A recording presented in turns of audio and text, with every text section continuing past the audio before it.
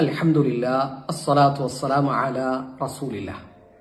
സഹ്വിന്റെ സുജൂദിൽ, മറവിയുടെ സുജൂദിൽ എന്താണ് പ്രാർത്ഥിക്കേണ്ടത്?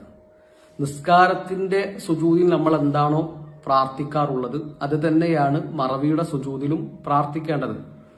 അപ്പോൾ സുബ്ഹാനകല്ലാഹുമ്മ റബ്ബന വബിഹംദിക അല്ലാഹുമ്മ ഗഫിർലി, സുബ്ഹാന റബ്ബിയൽ അല, ഇങ്ങനെയൊക്കെ ചൊല്ലാം.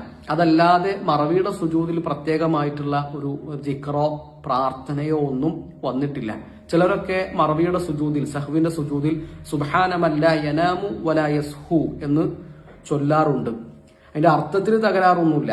മറവിയും ഉറക്കമൊന്നും ഇല്ലാത്ത അള്ളാഹുവിനെ പരിശുദ്ധപ്പെടുത്തുകയാണ്. എന്നാൽ അത് നബി സല്ലല്ലാഹു അലൈഹി വസല്ലമയിൽ നിന്ന് വന്നിട്ടില്ല, സ്വഹാബിമാരിൽ നിന്ന് വന്നിട്ടില്ല. അപ്പൊ മറവിയുടെ സുജൂദിൽ പ്രത്യേകമായിട്ടുള്ള ഒരു ദിക്റില്ല. സാധാരണ നിസ്കാരങ്ങളിൽ സുജൂദിൽ നമ്മൾ എന്താണോ പ്രാർത്ഥിക്കാറുള്ളത് അത് തന്നെയാണ് സഹ്വിന്റെ സുജൂദിലും നമ്മൾ പ്രാർത്ഥിക്കേണ്ടത്. ഈ സുബ്ഹാനമല്ല യനാമു വലാ യസ്ഹു എന്ന പ്രാർത്ഥനയ്ക്ക് എന്തില്ല, അടിസ്ഥാനമില്ല. ഇബ്നു ഹജർ റഹിമഹുല്ലാഹ് അദ്ദേഹത്തിന്റെ തൽഖീസിൽ പറയുന്നുണ്ട്, അതിനൊരു അടിസ്ഥാനവും ഞാൻ കാണുന്നില്ല. അത് ഒഴിവാക്കുക തന്നെയാണ് വേണ്ടത്. വല്ലാഹു അലം. ബാറക്കല്ലാഹു ഫീക്കും.